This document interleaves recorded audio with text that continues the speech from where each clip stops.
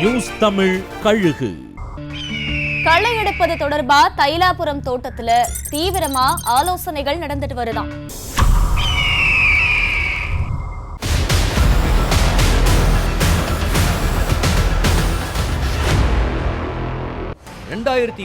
சட்டமன்ற தேர்தலுக்கு எல்லா கட்சிகளும் தயாராகி வர்ற நிலையில பாட்டாளி மக்கள் கட்சியின் நிறுவனர் ராமதாஸ் தைலாபுரத்துல ஆலோசனை கூட்டங்களை நடத்திட்டு வர்றாராம். பாஜகவுடனான கூட்டணியை எப்படி பாக்குறீங்க?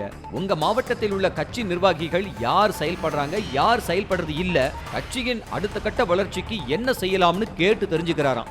ஏற்கனவே சில மாவட்ட செயலாளர்களை நீக்கி புதிய மாவட்ட செயலாளர்களை நியமனம் செஞ்சிருக்கிற நிலையில இன்னும் சில மாவட்டங்கள்ல அதிரடியான களை எடுப்புகள் தொடர போகுதாம். செய்திகளை உடனுக்குடனும் துல்லியமாகவும் தெரிந்து கொள்ள சப்ஸ்கிரைப் பண்ணுங்க.